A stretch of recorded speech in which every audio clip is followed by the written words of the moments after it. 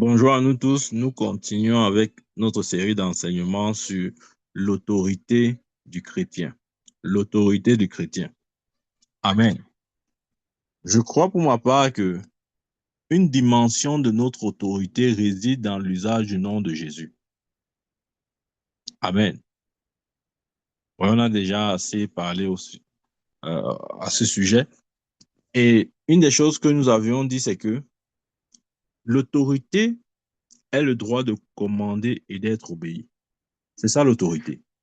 Si tu peux passer un ordre et que ton ordre ok, est exécuté ou que l'on obéit à cet ordre, c'est la preuve que tu as l'autorité. Amen. C'est quoi l'autorité? L'autorité, c'est la puissance déléguée. Amen. L'autorité, je vais vous donner un peu un autre exemple. Imaginez-vous, on vous invite peut-être à la présidence. OK? Vous êtes invité à la présidence. Avant d'entrer à l'intérieur de la salle de réception, il y aura certainement des gardes ou des vigiles, appelez-les comme vous voulez, qui sont là à la porte pour tamiser.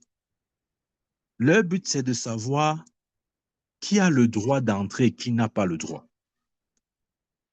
Et le droit d'entrée est établi par l'invitation que tu as reçue.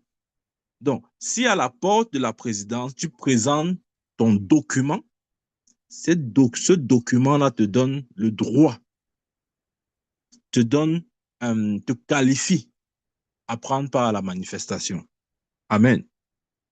C'est pour dire que notre autorité aussi est consignée dans, dans le document. Quand je parle du document, je parle de la parole de Dieu, de ce que Dieu a dit à notre sujet. C'est ça qui nous donne le droit d'exercer notre autorité. Amen. L'autorité, comment je vais dire ça, a deux volets. Le premier volet, c'est le droit qui nous a été donné. Et le deuxième volet, c'est le document qui te donne le droit, qui te donne ce droit-là. Oui, Dieu nous a donné l'autorité. Ça, c'est vrai. Jésus a dit, comme le Père m'a envoyé, moi aussi je vous envoie. Mais en plus de cette autorité qu'il nous a donnée, nous tenons entre nos mains un document, c'est-à-dire la parole de Dieu qui nous donne ce droit. Amen. Dieu nous a établis dans son autorité. Il partage avec nous la même autorité. C'est d'ailleurs pourquoi la Bible dit que nous sommes assis avec Christ dans les lieux célestes. Ça parle d'une position d'autorité. Ça n'a rien à voir avec une position géographique. Amen. C'est important de savoir ce qui est écrit dans le document. Parce que, regardez, tout le monde peut réclamer tout ce qu'il veut. Mais si nous n'avons pas, ou si nous ne nous tenons pas sur un document qui nous donne le droit de réclamer ce que nous réclamons, à la fin, ce que nous réclamons peut être contesté. Bien aimé, ce que j'essaye de dire, c'est que nous avons l'autorité sur l'ennemi. Parce que non seulement l'autorité nous a été donnée et nous nous tenons sur le document qui est la parole infaillible de Dieu. Parce que Dieu ne saurait se contredire. Ces deux choses-là attestent et authentifient notre autorité de sorte que l'ennemi ne puisse pas contester. Amen. Il n'y a aucune contestation possible.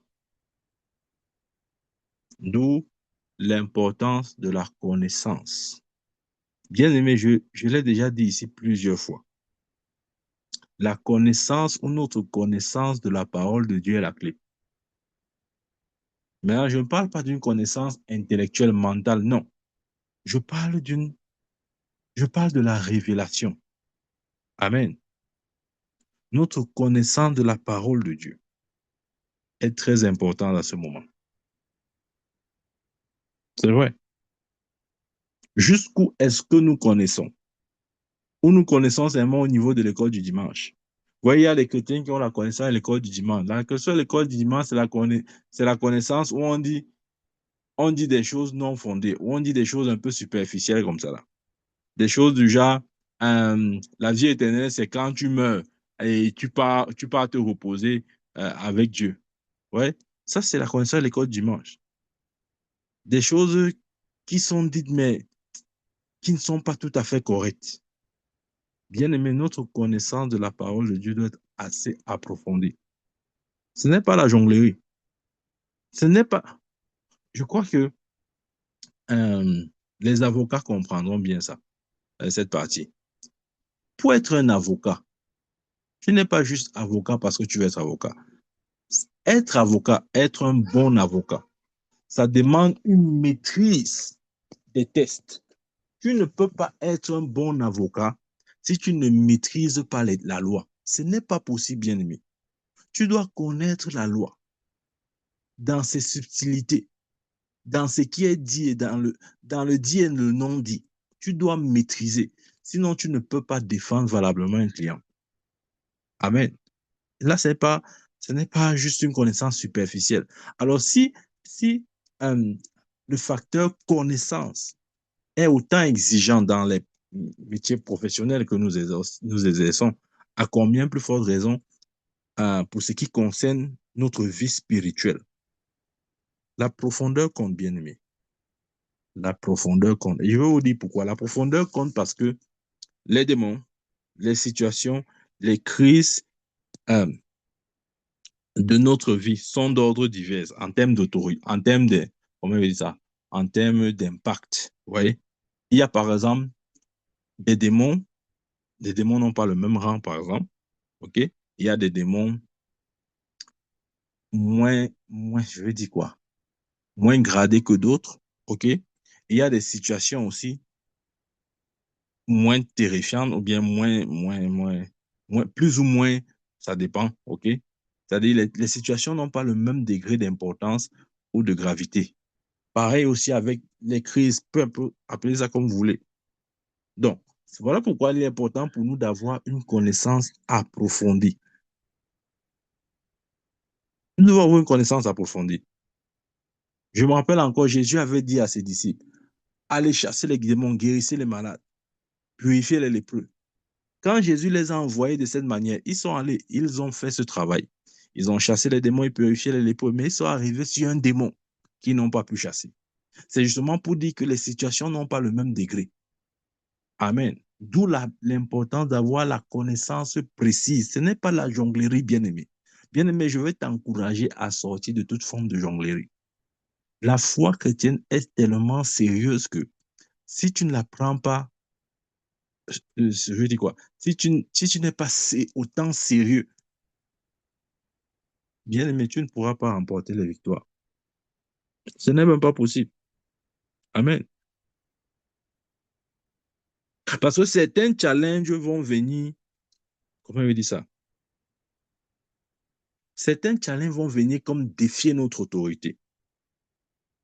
Et si nous ne sommes pas suffisamment conscients, si nous ne sommes pas, si nous ne pouvons pas prendre, on va dire, utiliser véritablement notre autorité devant certains challenges, nous serons impuissants. Amen. Et c'est ça le problème de, j'ai envie de dire, la quasi-totalité des chrétiens. Pourquoi? Parce que nous n'avons pas toujours le répondant qu'il faut dans toutes les situations, dépendamment de la profondeur que nous avons dans la parole. Amen. Pour que notre autorité s'exprime avec grande précision, cela demande une connaissance précise du document. Bien aimé, je te l'ai déjà dit, ne t'amuse pas avec la connaissance. Je vais vous donner mon témoignage. Regardez, hein, si j'ai 2 heures de temps à passer avec le Seigneur, bon, vous comprenez l'expression avec le Seigneur, c'est-à-dire que si je veux vraiment rester seul avec le Seigneur pendant 2 heures de temps, je mettrai toujours et je privilégierai toujours la parole. C'est l'erreur que beaucoup font. C'est-à-dire que, je ne sais pas pourquoi, mais on a tendance à mettre l'esprit avant la parole. C'est une erreur. Il faut mettre la parole avant l'esprit. En d'autres termes, que la parole prime toujours, que la parole soit toujours un, numéro un. Il ne faudrait pas se dire que non, la parole n'est pas vraiment importante. C'est l'esprit, c'est l'esprit, c'est l'esprit. Tu vas t'égarer dans ton esprit là. Je te dis, beaucoup se sont égarés même sans le savoir. Ils croient qu'ils sont encore dans l'esprit alors qu'ils sont déjà possédés, alors qu'ils sont déjà oppressés, alors qu'ils sont déjà sous l'emprise des démons, mais ils ne savent pas. Ne jamais faire l'erreur de relayer au second plan la parole. C'est une erreur fatale, bien-aimé. Au nom de l'esprit, ça ne veut absolument rien dire. La Bible dit, il envoya sa parole et sa parole est guérie. Amen. Au commencement était la parole. Ouais. On n'a pas dit au commencement était l'esprit. Ah, tout voilà, je t'avertis. On a dit au commencement était la parole. Donc, le jour où les chrétiens vont redonner à la parole sa place, bien aimé, ta vie sera plus facile à vivre. Ta vie va de plus en plus ressembler à celle de Jésus. Et c'est ça le but de Dieu. Dieu veut que nos vies ressemblent à celles de Christ Jésus. Et quand nous observons et vivons et analysons attentivement la vie de Jésus, nous nous rendons compte que Jésus était quelqu'un qui mettait toujours la parole en avant.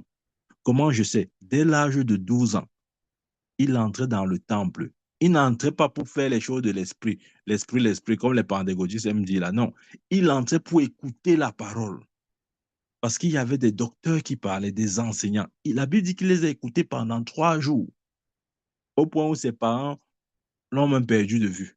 Amen. Ouais. Donc, dès l'âge de 12 ans, Jésus était conscient de la place de la parole dans sa vie. Ce n'était pas comme certains chrétiens, c'est vraiment l'esprit, l'esprit, l'esprit, l'esprit. C'est une erreur. Je vous dis la vérité, c'est une erreur. Parce qu'il n'y a pas de véritable esprit sans parole. Voilà même la vérité. Je ne suis pas contre l'esprit, l'esprit, l'esprit, oui. Mais la vérité, c'est qu'il n'y a pas de véritable esprit. S'il faut même parler d'esprit, il n'y a pas de véritable esprit sans parole. Ce n'est pas possible. Bien-aimé, je prie au nom de Jésus que ta connaissance augmente, que tu ne sois plus...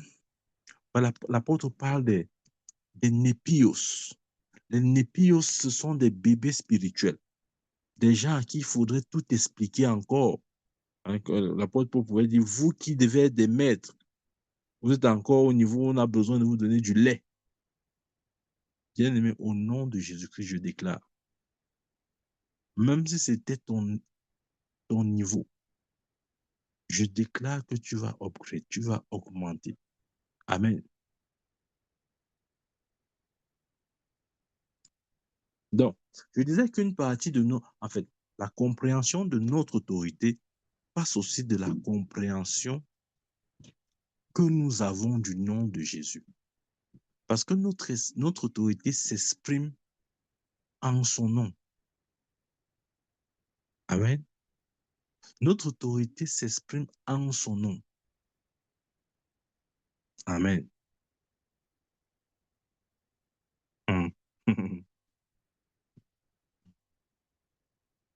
Est-ce que nous savons, regardez, je vais vous dire quelque chose. La, la différence, quand je prends un peu de recul avec le peu que j'ai déjà vu et que je connais, la différence fondamentale, écoutez-moi très bien, qu'il y a entre les chrétiens. Parfois, on croit que non, ce sont les dons spirituels. Celui qui a plus de dons spirituels, il va se distinguer, il va se démarquer de celui qui en a un peu moins, etc. Non, non.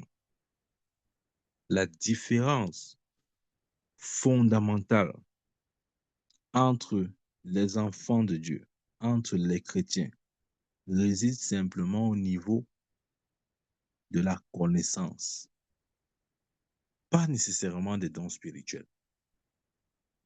Amen. Parce que même si tu es le plus gifté, tu es celui qui a reçu le plus de dons, l'opération des dons spirituels dans la vie d'un chrétien ne témoigne pas du degré de sa spiritualité. Tu peux avoir des dons spirituels et être charnel. Tu ne me crois pas? Va lire 1 Corinthiens. L'apôtre Paul, lorsqu'il reprend l'église de Corinthe, c'est justement à cause de ça. Il dit, vous avez des dons spirituels, mais vous êtes charnel. Tu peux être charnel avec des dons spirituels. Ne crois pas que non, vraiment, comme tu as des dons spirituels là, ça veut dire que tu es spirituel. Non, ça ne veut rien dire. Ça ne veut absolument rien dire. Avoir les dons spirituels ne signifie pas qu'on est spirituel. Mhm.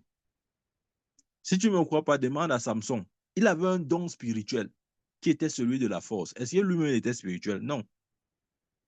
Parce que s'il était, il devait comprendre que Israël était un peuple à part et ne pouvait pas se mélanger avec d'autres peuples. Autrement dit, lui, en tant que juif et mieux encore, en tant qu'élu choisi de Dieu, Nazaréen, il ne devait pas aller se mélanger avec une femme étrangère. Pourtant, il avait le don spirituel. Il était l'homme le plus fort. Je crois pour ma part que parmi les femmes, parmi les hommes nés des femmes, Samson était le plus fort de toute la race humaine. Ça, c'est ma conviction. Amen. Ouais, il avait cette force, mais il n'était pas spirituel. Donc, bien aimé, ne dis pas que non, vraiment, le frère s'y est très spirituel parce que tu vois les dons spirituels dans sa vie. Ça ne veut rien dire. Tu peux avoir les dons spirituels et être charnel. L'église de Corinthe avait des dons spirituels. Paul a reconnu en eux l'opération des dons spirituels. D'ailleurs, c'est pour ça que ce n'est qu'à Corinthe qu'il a parlé des dons spirituels. Amen.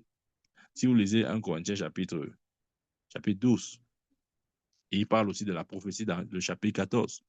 Il n'a parlé nulle part ailleurs, si ce n'est à Corinthe. Pourquoi? Parce qu'il reconnaissait dans cette église l'opération des dons spirituels, mais cependant, ils étaient charnels.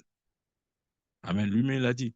Lisez au début de 1 Corinthiens chapitre 3, je crois. Il reproche le fait que l'église est charnelle. Amen. Donc, bien aimé, la spiritualité ou la profondeur d'un chrétien se mesure par sa profondeur des Écritures, un, et deux, de son obéissance, ou si vous voulez, de la mise en pratique de ce qu'il sait. C'est ça qui détermine la spiritualité de l'homme.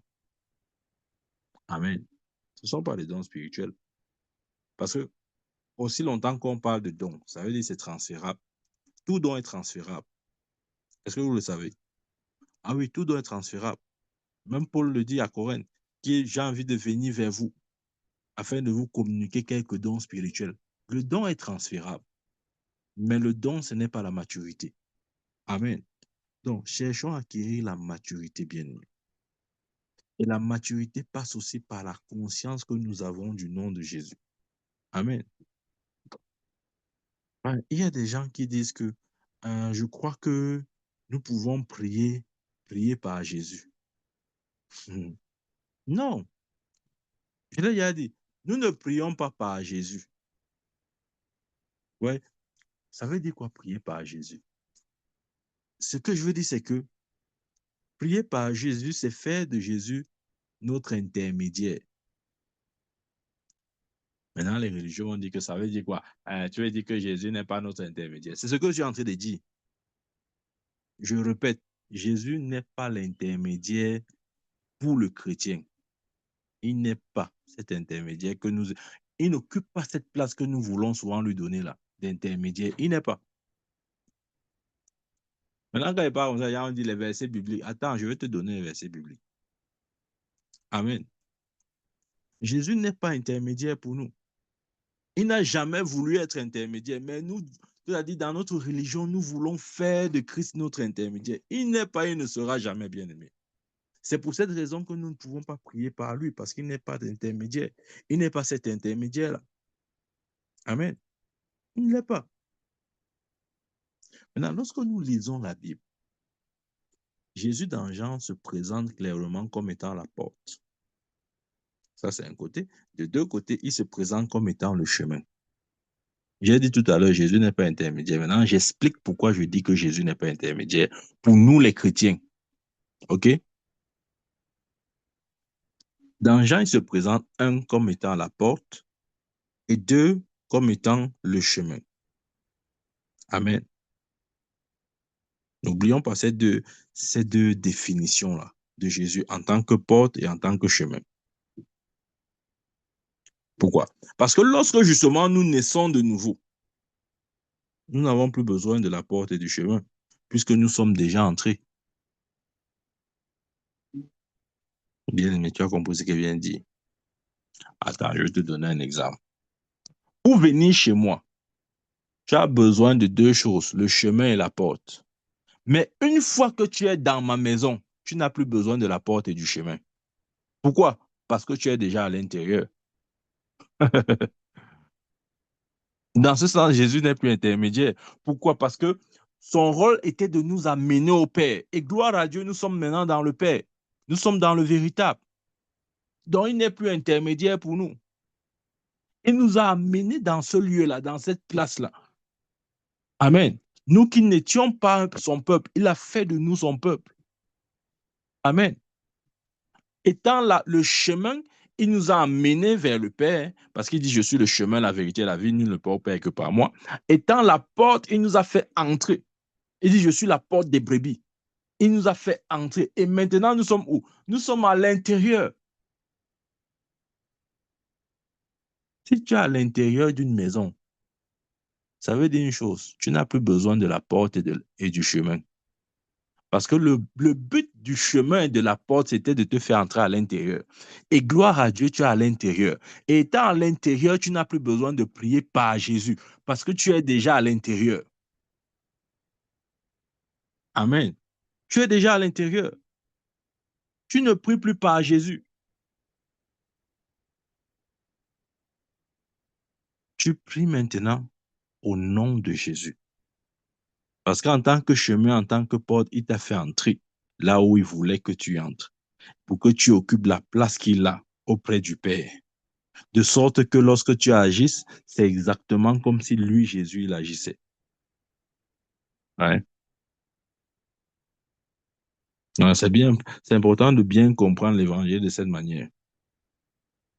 Je sais, peut-être tu n'es pas convaincu. Plus tard, je te donnerai encore une autre référence. Amen. Donc, ça veut dire que pour nous, enfants de Dieu, nous prions en son nom et non par son nom. Parce qu'il n'est plus notre intermédiaire, il nous a amenés dans ce lieu privilégié, à la droite de Dieu. Nous prier au nom de Jésus, c'est prier en lieu et place. C'est exactement comme si Jésus lui-même adressait la prière. Imaginez-vous, Jésus priait sans autorité. Est-ce que ça peut être possible? Est-ce que l'homme de Galilée a un jour parlé sans autorité? Est-ce qu'un jour il a dit, il a prononcé une parole vaine, une parole sans vie ni puissance? Au contraire, il a dit, mes paroles sont esprit et vie. Donc, quiconque se tient à ma place, quiconque occupe ma position, ses paroles seront comme les miennes. C'est ce que Jésus essaie de nous dire. C'est pour ça que nous prions en son nom, parce qu'il nous a amenés dans le lieu. Nous sommes exactement à la place où nous devons être. C'est là où nous sommes. Nous ne prions pas par Jésus, nous prions au nom de Jésus-Christ et non par Jésus-Christ. Il n'est plus notre intermédiaire bien-aimé. Amen. Prier au nom de Jésus signifie quoi en d'autres termes? Ça veut simplement dire utiliser son droit légal. Il y a un droit légal, bien-aimé, et nous l'avons obtenu en Jésus-Christ. Et lorsque nous prions, nous utilisons ce droit. Amen. Nous utilisons ce droit. Dieu nous a positionnés en Christ Jésus. C'est pourquoi lorsque nous parlons, c'est exactement comme si Jésus parlait lui-même. Amen. C'est pourquoi lorsque nous prions, le Père nous écoute comme si Jésus lui-même priait. Amen. C'est malheureusement ce que nos frères et sœurs catholiques n'ont pas compris. Ils disent que non, il faut passer par Marie Ouais, il faut passer d'abord par Marie parce que Marie, c'est la mère de Jésus. Donc, quand tu passes par Marie, ça fait que Marie va maintenant adresser ta prière au Père. Et le Père, non, alors, on dit quoi? Non, ils disent que tu dois prier par Marie. Marie va adresser cette prière à Jésus et Jésus va adresser maintenant cette prière au Père. C'est une confusion totale. Bien aimé, si Jésus n'est pas intermédiaire, ce n'est pas Marie qui occupera cette place d'intermédiaire. Si Jésus lui-même, il a dit, si Jésus lui-même n'est pas intermédiaire, bien aimé, ce n'est pas pour que Marie soit cet intermédiaire-là. Il n'y a aucun intermédiaire désormais entre le Père et nous. Parce qu'il n'y a jamais eu d'intermédiaire entre le Père et le Fils. De la même manière, il n'y a aucun intermédiaire entre le Père et nous. Amen.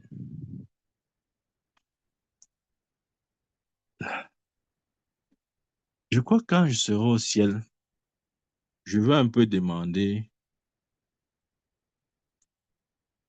je vais un peu poser la question à Marie, mais je connais hier la réponse. Je veux demander si elle se souvient des moments où elle a porté, où elle a porté le Fils de Dieu, la parole faite chair, incarnée dans ses bras lorsqu'il était sur terre. Est-ce qu'elle se souvient de ces choses? C'est des moments très forts. Elle va certainement se souvenir. Mais par contre, je ne suis pas sûr qu'elle se souviendra du sentiment maternel. Je vais vous dire pourquoi. Parce qu'au ciel, il n'y a ni homme ni femme. Nous sommes des esprits. Voilà, la dimension maternelle, c'est lié à notre sexe. Vous voyez? Au ciel, il n'y a pas, on va pas voir et dire, ah, voilà une femme, voilà un homme. Non, non, non, il n'y a pas ça. C'est pour notre opération sur la terre que Dieu nous a donné le genre masculin ou féminin. Il n'y a que deux genres, il n'y a pas trois genres. Masculin ou féminin, c'est ce que Dieu a établi. Amen. Donc oui, je crois qu'elle peut se souvenir, mais elle ne peut pas se rappeler du sentiment maternel. Puisqu'au ciel, elle n'a plus de corps féminin. Ouais. Elle y est en tant qu'esprit. Et un esprit n'a pas de genre.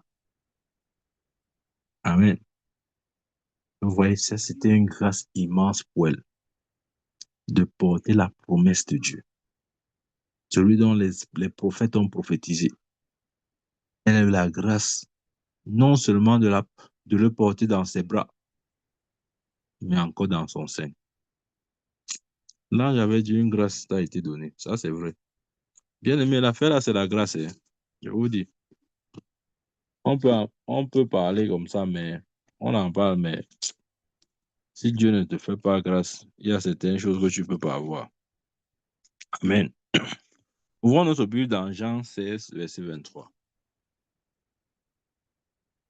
Jean 16, verset 23. Jésus parle et dit, en ce jour-là, vous ne m'interrogez plus sur rien. Ouais, écoute, écoute, écoute. Tout à l'heure, j'ai dit que Jésus n'est pas intermédiaire. Tu as discuté. Écoute maintenant ça. En ce jour-là, vous ne m'interrogerez plus sur rien. En vérité, je vous le dis. Ce que vous demanderez au Père, il vous le donnera en mon nom. Attendez, on fait la pause. On va bien expliquer le verset. Je relis encore. En, en ce jour-là, vous ne m'interrogerez plus sur rien. En vérité, je vous le dis, ce que vous demanderez au Père, il vous le donnera en mon nom. En ce jour-là, en ce jour-là. C'est Jésus qui parle, c'est pas un apôtre, c'est Jésus. En ce jour-là. Bien aimé, tu vois, quand tu tombes sur les versets comme ça, il faut prendre le marqueur. Si tu n'as pas le marqueur, prends le bic, tu soulignes. Parce que ce sont des versets qui illuminent. Ce sont les versets qui éclairent. Ce sont les versets qui donnent la compréhension. Ce sont les versets qui apportent la révélation. En ce jour-là, vous ne m'interrogerez plus sur rien. En d'autres termes, en ce jour-là, je ne serai plus intermédiaire. Amen. En ce jour-là. Ouais, l'expression en ce jour-là. En ce jour-là parle de la dispensation de l'Église. Et ce jour-là a commencé depuis le jour où Jésus est ressuscité. Suivons bien. Suivons bien ce qu'il dit. Il dit, en ce jour-là, vous ne m'interrogerez plus sur rien. Donc, il dit là clairement qu'il ne sera plus intermédiaire. Nous n'aurons plus à faire recours à Jésus. Mais il précise bien la période. Quand? En ce jour-là. En ce jour-là, c'est la dispensation de l'Église. Cette dispensation qui a pris effet à la résurrection de Christ. Je m'explique. Je m'explique. Lorsque Jésus est ressuscité, rappelez-vous, lorsqu'il a vu Marie, il a dit quoi? Ne me touche pas. Va dire à mes frères. Pour la première fois, Jésus a appelé ses disciples mes frères. Avant, il les appelait disciples, ok? Et quand il voulait exagérer, il disait amis. Mais il n'avait jamais appelé les disciples mes frères. Mais après la résurrection, il appelle ses disciples pour la première fois mes frères. Amen. Ça veut dire ce que ça veut dire. C'est ce jour-là que en ce jour-là a commencé. Amen.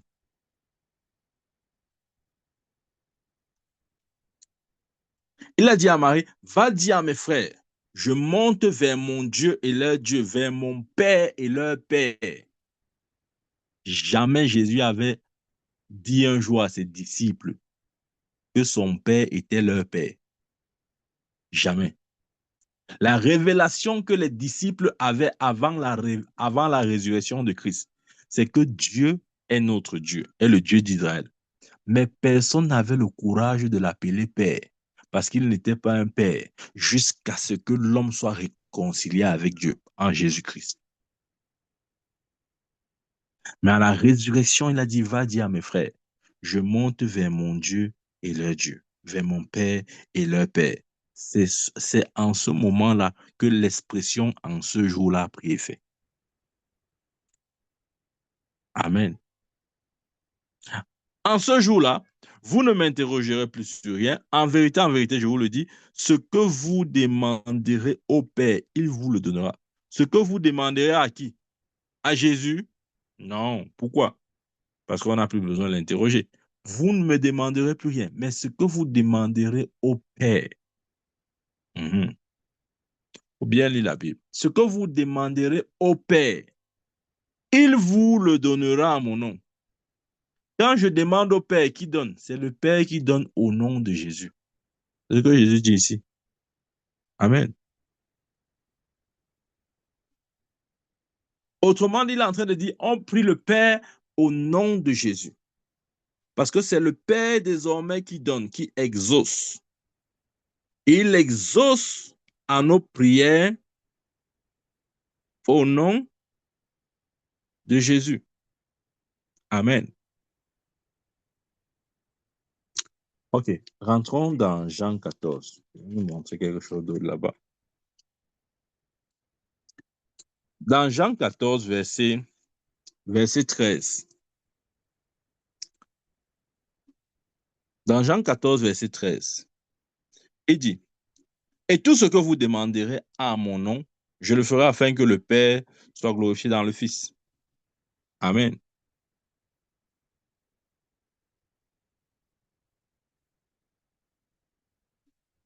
Ouais.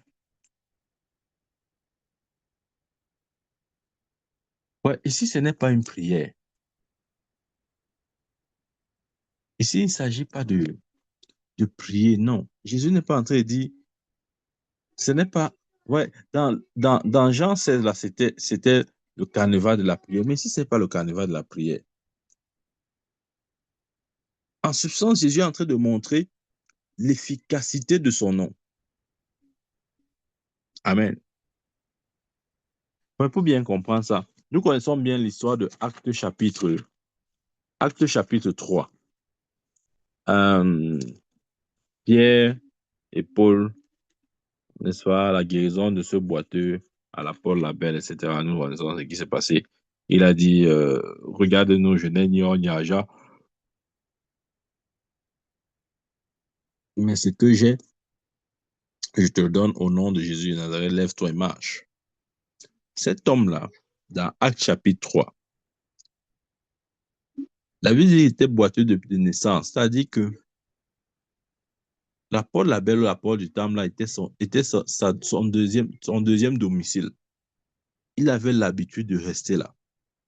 Et il n'attendait que les aides, des aumônes, etc. Amen. Ouais, moi, je me pose souvent la question parce que il était à la porte du temple. Ça veut dire que Jésus passait, Jésus l'avait déjà vu plus d'une fois et Jésus passait par là. Mais vous voyez, c'est ça aussi quand tu n'as pas d'attente. Quand tes objectifs sont ailleurs. Quand tu, quand tu n'as pas de désir clair. Parce que pour lui, il se disait que sa vie se résumerait simplement à demander l'aumône, à vivre des dons, à vivre des aides, etc. Ce monsieur était où quand Jésus guérissait tous les jours les malades? Ah, peut-être il n'avait pas la foi, je ne sais pas. Mais en tout cas, ce jour-là, c'était son jour. Pierre et Jean ont dit, je n'ai ni or ni argent, mais ce que j'ai, je te donne. Au nom de Jésus-Christ de Nazareth, lève-toi et marche. Ouais, ici, Pierre n'adressait pas une prière, parce que la prière s'adresse au Père au nom de Jésus. Là, c'était pas une prière. Ici, les apôtres, ou Pierre en particulier, puisque c'est lui qui a parlé, il était simplement en train d'exercer son autorité au nom de Jésus. Et l'autorité au nom de Jésus par la foi fonctionne bien aimé. Il n'était pas en train de prier, parce que si c'est pour prier, on prie le Père au nom de Jésus. Ouais. Mais on peut exercer directement notre autorité avec le nom de Jésus. Ou bien au nom de Jésus. Amen. C'est ce qu'ils ont fait ici. Je n'ai ni or ni argent, mais ce que j'ai, je te donne. Je te le donne. Au nom du Seigneur Jésus-Christ, lève-toi et marche. Oui, il n'a pas dit au Père. C'était pas une prière. Il n'a rien. Il n'a pas adressé une requête ou quoi que ce soit au Père. Non. Il a juste directement exercé son autorité en utilisant le nom de Jésus. Et le nom de Jésus, puisque c'est une âme, ça a fonctionné. Bien aimé, je vous dis, le nom de Jésus est un instrument. Je reprends. Le nom de Jésus est un instrument. Je donne un exemple pour expliquer ce que je suis en train de dire. Quand tu veux peler une orange, tu te sers de quoi? Du couteau. Bien aimé, que tu sois chrétien ou pas chrétien, si tu prends un couteau, tu vas peler l'orange. Pourquoi? Parce que tu te sers d'un instrument. Amen. Le nom de Jésus, c'est aussi un instrument. Et l'instrument, des fois, ne regarde pas à qui l'utilise. Je dis ceci pourquoi? Parce que ne vous étonnez pas. Nous, les chrétiens, nous sommes toujours comme ça. Ne vous étonnez pas ne vous étonnez pas d'entendre que quelqu'un dise, quelqu'un qui est même païen, que vous savez que celui-ci n'est pas né de nouveau. Mais il va vous dire que j'étais oppressé dans mon rêve. Après, j'ai crié au nom de Jésus. Et l'oppresseur est parti. Et maintenant, vous vous dites que, mais comment il a pu chasser l'oppresseur alors que le gars, s'il n'est même pas né de nouveau? Oui, bien aimé, c'est possible. Parce que le nom de Jésus est un instrument. Amen. C'est un instrument.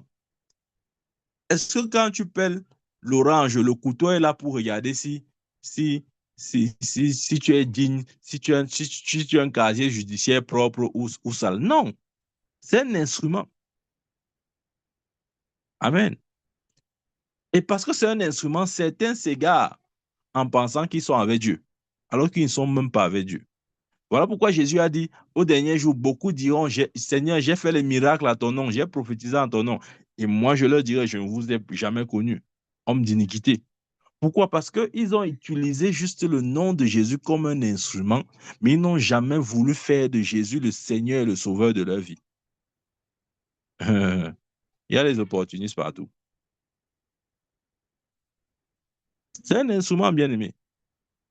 Donc, si prochainement, si dorénavant, tu vois quelqu'un qui n'est pas né de nouveau, dit que oh, j'étais oppressé dans mon rêve. Après, dès qu'il dit au nom de Jésus, j'ai été libéré.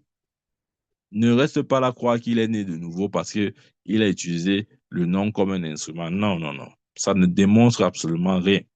Tout le monde peut utiliser ce nom à ce moment. Ça peut fonctionner parce que c'est un instrument. Quand tu tiens le couteau entre tes mains, le couteau ne regarde pas ton casier judiciaire, c'est un instrument. Amen. Ouais. Ça, c'est aussi un aspect que nous devons bien comprendre. Parce que des fois, c'est troublant. Et ça, et ça, et ça met d'autres dans la confusion. Parce qu'ils se disent que non, ils sont aussi enfants de Dieu. Après, quand tu prêches, il dit que non, non, non, laisse ça, moi-même, je suis dans Dieu, je suis dans Dieu. D'ailleurs, même, il va te dire, d'ailleurs, même dans 2 semaines en arrière, là, j'étais oppressé, j'ai appelé le nom de Jésus, j'ai été délivré, donc je connais Dieu, je connais Dieu. Il ne connaît rien. Il prétend connaître, il ne connaît absolument rien. Lorsque tu utilises le nom comme un instrument, ne crois pas que celui qui incarne ce nom te connaît. Amen. Est-ce que vous savez que vous pouvez utiliser le nom de quelqu'un à des fins personnelles? Ça ne veut pas dire que la personne vous connaît. Je prends un exemple.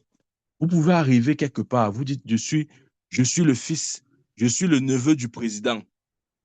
Tu utilises le nom du président pour entrer quelque part. On te laisse entrer. On va dire, voici le neveu du président. Alors que peut-être même le président ne te connaît même pas, tu n'es même pas de sa famille. Mais parce que tu as été malin, tu as utilisé son nom. Et ça t'a fait entrer, ça t'a ouvert les portes. C'est comme ça que le nom de Jésus agit souvent. Ça agit comme un instrument. Tout le monde peut le dire. Je vous dis la vérité, c'est vrai. Regardez même dans votre propre vie, avant que vous ne soyez né de nouveau. Observez bien. Chacun a peut-être eu il y a cette expérience-là. Tu n'étais pas encore né de nouveau, mais quand c'est l'ennemi venait t'attaquer, dès que tu dis Jésus, il fuit. Maintenant, quand il fuit comme ça, tu dis que non, non, non, je suis chrétien. Moi aussi, je suis chrétien. Tu n'es pas chrétien. Ce qui fait de quelqu'un chrétien, ce n'est pas le fait d'utiliser le nom de Jésus, c'est la nouvelle naissance. Jésus a dit, si un homme ne naît d'eau et d'esprit, il ne peut voir le royaume de Dieu. On n'a pas dit si un homme utilise le nom de Jésus comme un instrument de temps en temps, ça veut dire que Dieu avait lui, il avait Dieu. Non, non, c'est pas ça. Il ne faut pas faire la confusion. C'est pas comme ça. Tu dois naître de nouveau. Ça, c'est la porte. C'est le premier pas. Amen. Le nom de Jésus est aussi un instrument. Et quiconque l'utilise dans la foi. Quand il parle ici de la foi, c'est-à-dire l'assurance que ce nom est puissant. Il peut avoir des résultats. C'est vrai. C'est ce que Pierre explique après la guérison, le discours de Pierre au peuple, dans le verset 16 du chapitre 3 de Actes. Il dit, c'est pas la foi en son nom que son nom a raffermi celui que vous voyez et connaissez. C'est la foi c'est la foi en lui qui a donné à cet homme cette entière guérison en présence de vous tous. Ouais. Il dit, c'est pas la foi en son nom que son nom a raffermi celui que vous voyez et connaissez. C'est pas la foi en son nom que son nom a raffermi. C'est pas, regardez la construction de ce verset. C'est pas la foi en son nom, hein? C'est la foi en son nom que son nom a raffermi. C'est le nom qui a raffermi. Parce que le nom est un instrument. De la même manière que le couteau est cet instrument qui enlève la couche la couche superficielle de l'orange. De la même manière, c'est le nom qui raffermit. Amen. C'est pas la foi en son nom. Maintenant, je vais vous dire quelque chose. Je reviens avec l'exemple que j'ai donné là. Quand tu prends, regardez, il y a 3 éléments à considérer. Il y a l'orange, il y a le couteau, et il y a le contact avec la main, enfin, le contact du couteau par ta main, avec ta main, et la force que tu exerces sur le couteau, et le couteau ensuite sur l'orange, par effet de conséquences, etc., par voie de conséquences. Ça veut dire quoi? Pour revenir sur cet exemple, ouais, souvent je prends un exemple naturel comme ça. Le couteau, c'est le nom de Jésus.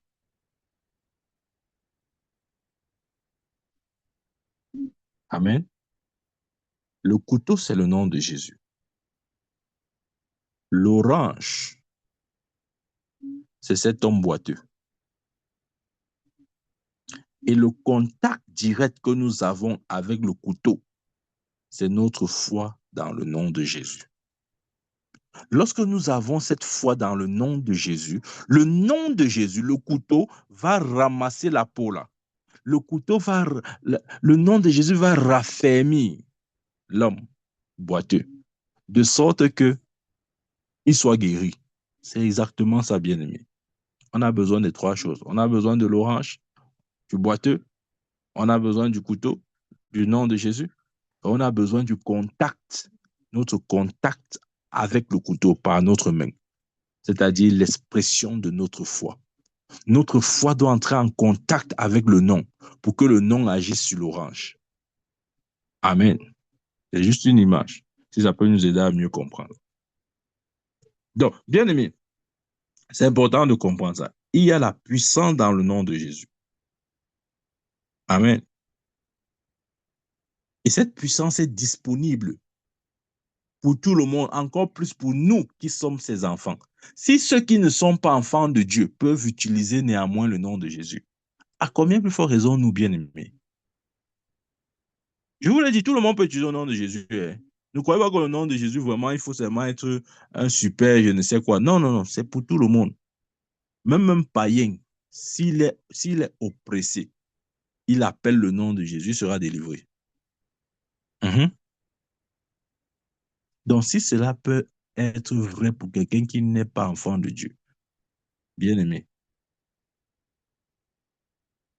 combien plus forte raison, toi et moi. Donc, nous pouvons, comme Pierre, exercer directement notre autorité. OK? Nous pouvons directement. Ça, c'est même pas la prière. Pierre n'a pas. Il faut faire la différence entre l'exercice direct de l'autorité. OK? Il a dit, je n'ai ni or ni argent, mais ce que j'ai, je te donne au nom de Jésus-Christ. Lève-toi et marche. C'est l'exercice direct de l'autorité. Ce n'est pas la prière. Parce que si c'est la prière s'adresse au Père au nom de Jésus-Christ. On parle au Père en lieu et place de Jésus. C'est ça la prière. Mais là, ce n'est pas la prière. C'est l'exercice de l'autorité. Au nom de Jésus-Christ, je prie et je déclare, tu exerceras ton autorité avec puissance et vie. Amen.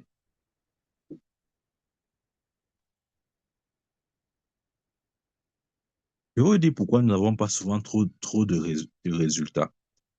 Nous n'avons pas trop de résultats parce que vous voyez, quand on écoute ce genre d'enseignement, la prochaine chose qui vient dans notre esprit, c'est je dois essayer ça.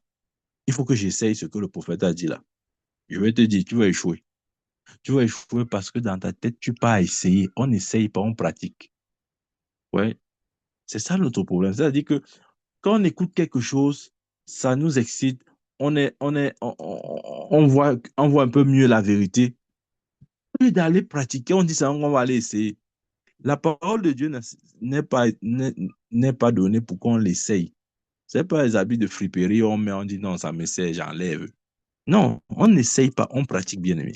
Donc, quand tu écoutes ces choses, ne dis pas que, ouais, dans l'essai, il y a la possibilité d'échec. Voilà un peu. Quand on dit je vais essayer, ça veut dire que dans notre subconscient, on entrevoit la possibilité qu'on échoue. Puisque c'est pour ça qu'on utilise le mot essayer. Mais quand tu dis je m'en vais faire ou je m'en vais pratiquer, il n'y a plus d'échec mentalement dans ton esprit. Bien aimé. Ce que je veux dire, c'est que ne sois pas celui-là qui dit que je m'en vais essayer. N'essaye pas. Si tu essayes, tu vas échouer. Ouais, Jésus n'a jamais rien essayé. Aucun miracle. Jésus a dit, je m'en vais essayer. Il n'a pas dit, OK, je m'en vais essayer de ressusciter Lazare. Je m'en vais essayer. Hein? Ça, c'est nous là-bas. Je m'en vais essayer de multiplier le pain. Je vais aller essayer. Ah, si ça marche, ça a marché. Si ça ne marche pas, gloire à Dieu. En tout cas, le Seigneur est toujours glorifié. Je m'en vais essayer de ressusciter la fille de Jairus. Si elle ressuscite, c'est bien. Si elle ne ressuscite pas, ah, c'est Dieu qui ressuscite. On aime trop essayer. Bien-aimé, arrête d'essayer. Il y a l'échec dans l'essai. Amen. Je répète, il y a l'échec dans l'essai. Nous échouons parce que nous voulons des fois essayer. Pratique maintenant. Amen.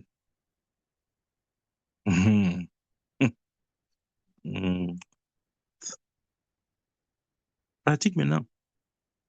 OK, revenons sur ce que j'ai lu tout à l'heure. Dans Jean 16, verset 23, il dit, en ce jour-là, vous ne m'interrogerez plus sur rien. En vérité, je vous le dis, ce que vous demanderez au Père, il vous le donnera. Verset 24, jusqu'à présent, vous n'avez rien demandé à mon nom. Demandez et vous recevrez afin que votre joie soit parfaite. Bien-aimé, c'est-à-dire que je ne sais pas pourquoi nous avons cette habitude de penser que nous importunons le Seigneur lorsque nous lui demandons des choses. Tu n'es pas en train d'importuner le Seigneur bien-aimé. Il a dit demande pour que ta joie soit parfaite. Toi, mais toi, tu dis que non, vraiment, je ne suis pas digne. Seigneur, vraiment, je ne sais même pas quoi te demander. Si tu ne sais pas quoi lui demander, il ne te donnera rien. Il a dit demande afin que ta joie soit parfaite. Est-ce que nous savons combien de fois Dieu se réjouirait à nous voir heureux? Les gens pensent que Dieu, c'est quelqu'un qui est assis sur un trône très élevé, très loin comme ça, là, avec sa robe blanche qui traîne partout. Et puis, il y a la fumée autour du trône. Et puis, on ne s'approche pas de lui. Si tu t'approches de lui, il va te tuer, il va te tuer. Ne t'approche pas de Dieu. C'est souvent cette image que nous avons de lui.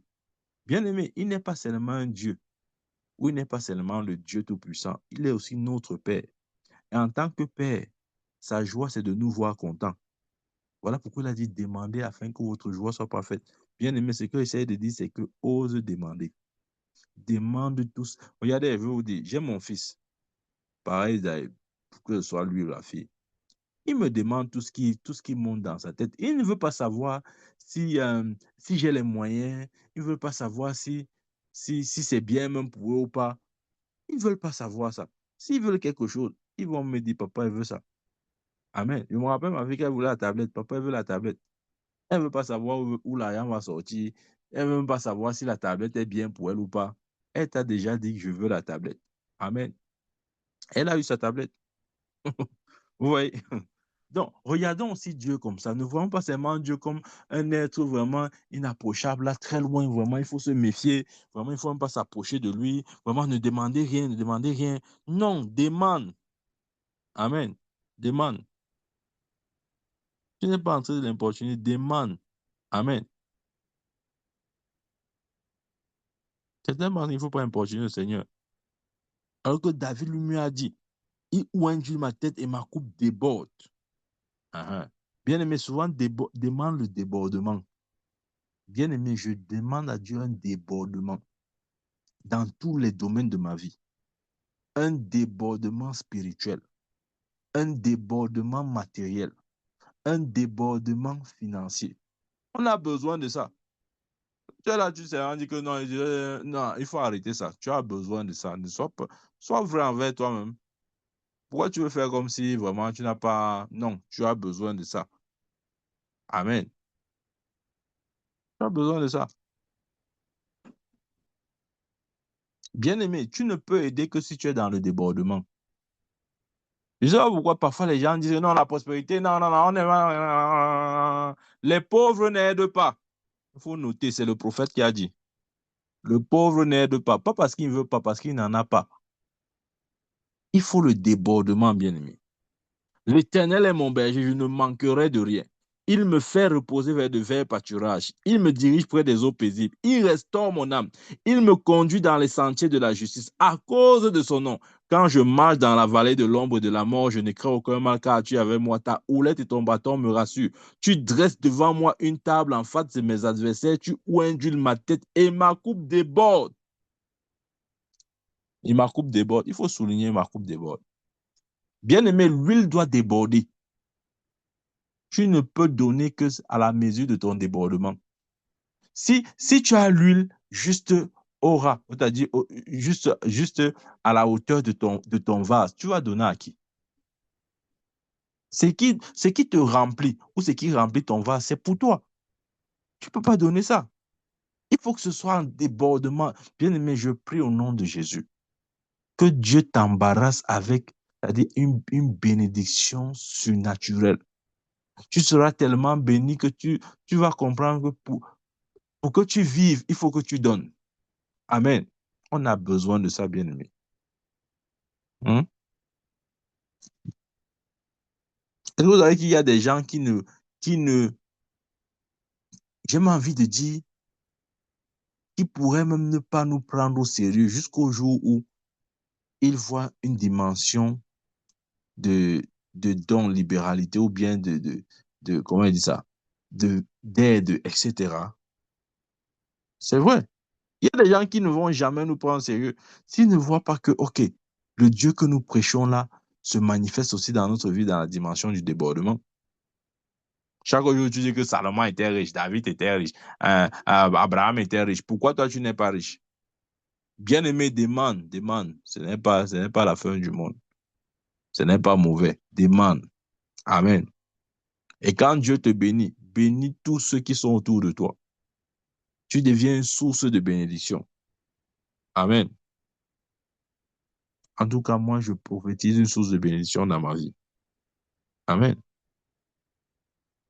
Bien-aimé, la parole de Dieu doit nous convaincre au point où nous n'entretenons plus de doute vis-à-vis d'elle. Tu vois, quand on parle comme ça, tu commences à dire que oui, c'est vrai. Mais mon prophète, est-ce que c'est alors vraiment, vraiment... oui, bon, je ne dis pas que c'est faux, mais bon, tu as considéré tous les paramètres? Tu vois, c'est ça ton problème. C'est-à-dire, tu veux croire, mais tu ne veux pas totalement croire. Tu sais que oui, ce qu'on dit est vrai, mais le mais là cherche quoi? La Bible dit, Abraham ne douta point par incrédulité au sujet de la promesse de Dieu, mais il fut fortifié par la foi en donnant gloire à Dieu. Tu écoutes la parole, tu vas accepter, mais après tu dis que les raisonnements entrent en toi. Oui, mais mon prophète, oui, bon, d'accord, oui, mais, c'est le mais là, c'est le mais là. Enlève le mais dans ton vocabulaire. Amen. Nous devons croire à la parole de Dieu. Certains disent que, oh oui, je croyais que Dieu m'a guéri, mais quand je suis parti à l'hôpital, on m'a dit que la maladie est encore là. Ésaïe 53, verset 1. Qui a cru à ce qui nous a été annoncé? Une autre version dit qui a cru au rapport de Dieu? Bien aimé, il y a deux rapports. Il y a le rapport des hommes et des dieux. Tu vas choisir le rapport. Choisis ton rapport. Choisis le rapport auquel tu vas croire. Tu ne peux pas croire aux deux en même temps. Tu es obligé de croire un seul. Qui a cru au rapport qui nous a été annoncé? Amen.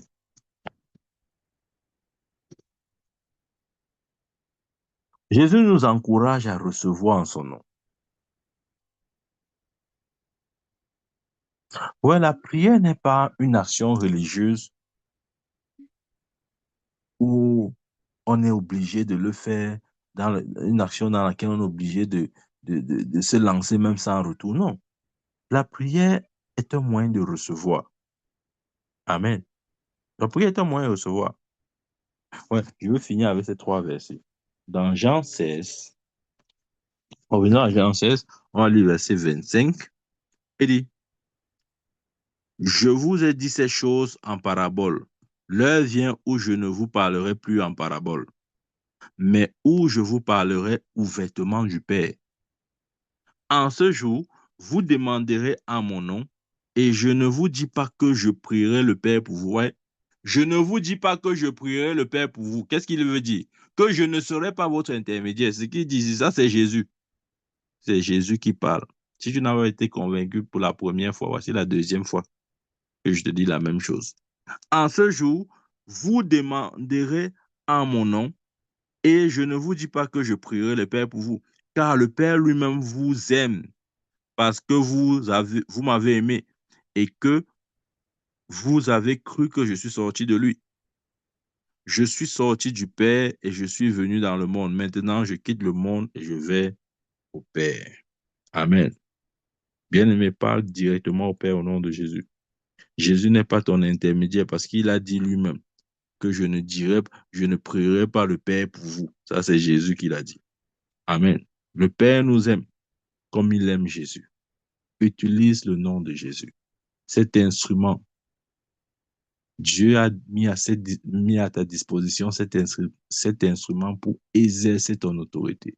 Nous exerçons notre autorité en son nom. nous mettons la foi dans le nom et le nom agit. Comme le nom avait raffermi ce boiteux, je prie et déclare au nom de Jésus que le nom de Jésus dans ta vie raffermisse toutes choses. Au nom de Jésus-Christ. Amen. Amen. Amen. Amen. Amen. Amen.